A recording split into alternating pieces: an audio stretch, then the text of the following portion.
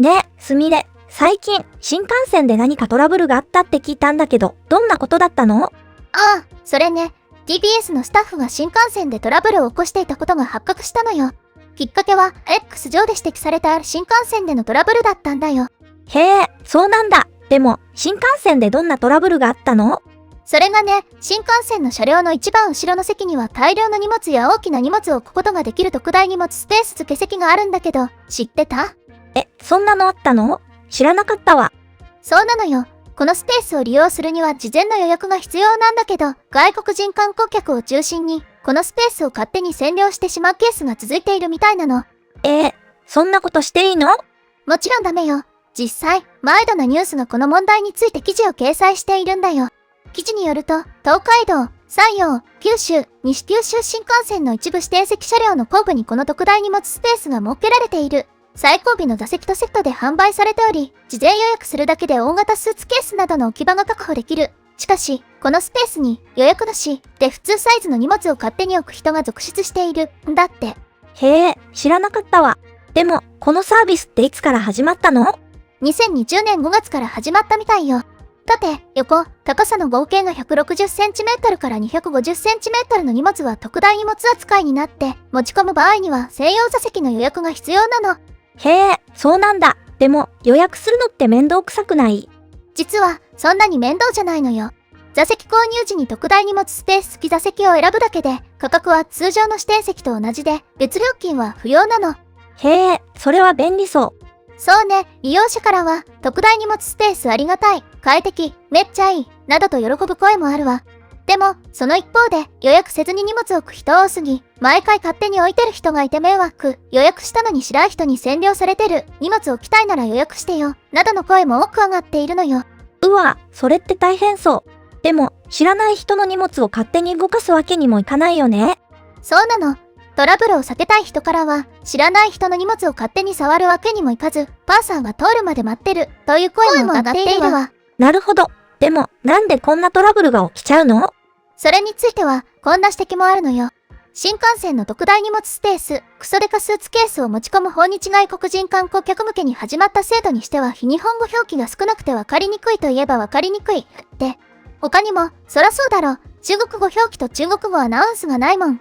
外国人全員に英語が通じるなんて浅はかな考えでいるからそうなる。こんな表記だとむしろ中国圏の人からは、特大荷物はここに置け、という意味に捉えられても仕方ない、という意見もあったわ。ああ、確かに。要予約との表記はあれど、システムを理解して海外の観光客からすると分かりにくいかもね。そうなのよ。実際、X でこんな体験談を投稿した人がいたの。最高列を予約した人専用のスペースが関係ない荷物で埋まる。JR 東海は対応してほしい。この後白人がさらにスーツケースを置いたので、ここは予約した人のスペースだから自分の席に持って行って、と伝えたら、Who cares? I don't care! と言って立ち去っていった。って。そんなことあったの？ひどすぎるよ。本当よ。この投稿には特大荷物スペースに詰め込まれたいくつものトランクの写真も添えられていて、スペースをはみ出して通路にまで溢れ返っているのがわかるのよ。うわ、それはひどいね。でも、そういう人たちに対して何かできないの？その投稿主は、持ち主の確認できない荷物は途中駅で降ろす場合があります。と書いてあるので、次回からは途中駅で降ろすことにする。覚悟しとけ。って続けて投稿していたわ。へえ、そんな注意書きがあるんだ。でも、それって外国語でも書いてあるの？注意書きは、英語、中国語、韓国語での表記もあるんだって。でも、先日の外国人観光客のように注意されても開き直るという態度はいただけないわよね。そうだね。でも、この問題って結構話題になってるの？そうなのよ。この投稿は2000万近くのインプレッション、1万5000リツイートと多くの反響があって、共感する人が多くいるということかしらね。へえ、すごい数だね。みんな同じような経験をしてるってことかな？そうみたいね。コメント欄にもいろんな人の経験が書かれていたわ。例えば、7月に利用した時もそうだった。でかいトランクもそうだし、折りたためるのにストッパーない車椅子持ってきた外人さん。もちろん予約してない人が置いてって、揺れでめっちゃ移動してて怖かった。警備員さんも車掌さんも対応なし。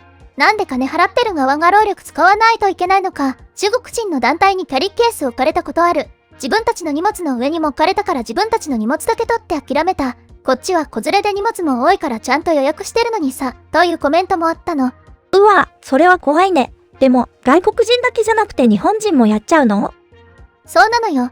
これ困りますよね。でもね、外国人だけじゃないんだよ。日本人もやる。私はやられたよ。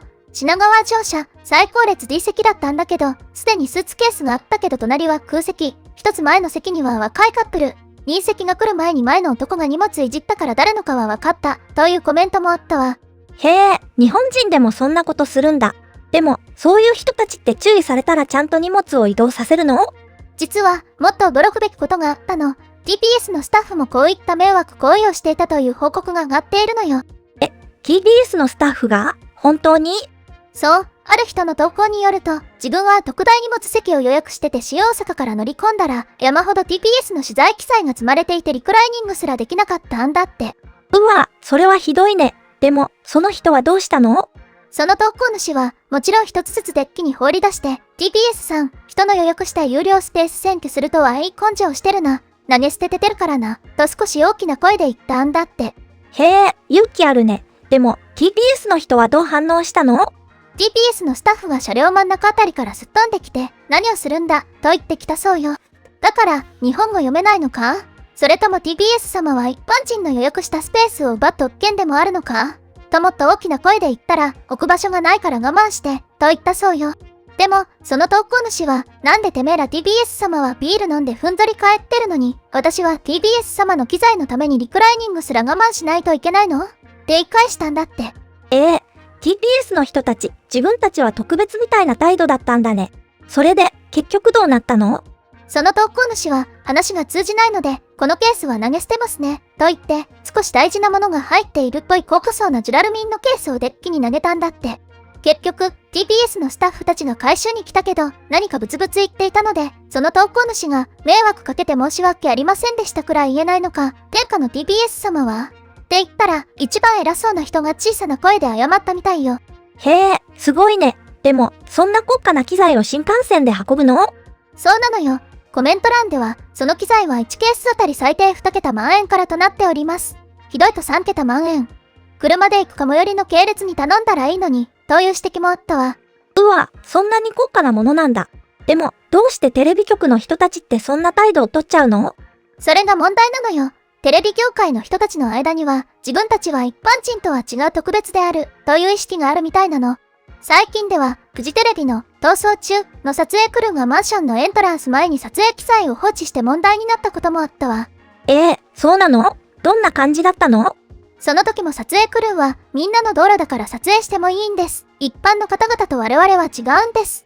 静かにしてください。などと注意した男性に言い返したんだって。結局、警察が呼ばれて撮影クルーは退散したみたいだけど、撮影が行われていた場所は撮影許可の申請をしていたところとは別の場所だったことも明らかになっているのよ。うわ、ひどいね。でも、そういう態度って問題じゃないの？もちろん問題よ。現在は SNS 媒体などを通じて誰もが発信できる時代だから、業界の人たちは急いで古い意識を改める必要があるわ。なるほど。でも、新幹線の特大荷物スペースの問題は、今後、どうすれば解決できるのかな？そうね、もっとわかりやすい表示が必要じゃないかという指摘も上がっているわ。外国人観光客に限らず、こういった傲慢な人間がいる限りは、スペースを有料化したり、言い訳できないようにもっと大きくわかりやすい表示をすべきなど、JR 側に対策を求める声も多く上がっているのよ。なるほど。でも、厳しい決まりを作ったら、今ある便利なサービスがなくなっちゃうかもしれないよね。そうなのよ。厳しい決まりや管理システムを設けないとサービスの提供ができないとなってしまうと、現在日本にある多くの便利なサービスは維持するのが難しくなってしまうかもしれないの。そっか。じゃあ、どうすればいいの？日本人はお手本になるような行動を取るべきなのはもちろん、迷惑行為をする人たちには相手が外国人だろうが日本人だろうが、あの投稿主のように毅然とした態度を崩さないことが大切になってくるのかもしれないわね。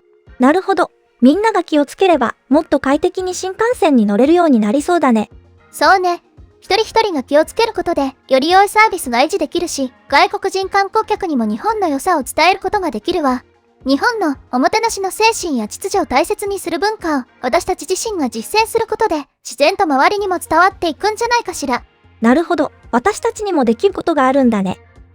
じゃあ、今日はこの辺で終わりにしようか。みんな、最後まで見てくれてありがとう。動画の感想は、下のコメント欄で教えてね。もし、この動画が役に立ったと思ったら、高評価とベルマーク。チャンネル登録まだの方は、チャンネル登録もよろしくお願いします。では、また次回の動画でお会いしましょう。すみれの最新動画は左、おすすめ動画は右です。どちらも見てくれると嬉しいな。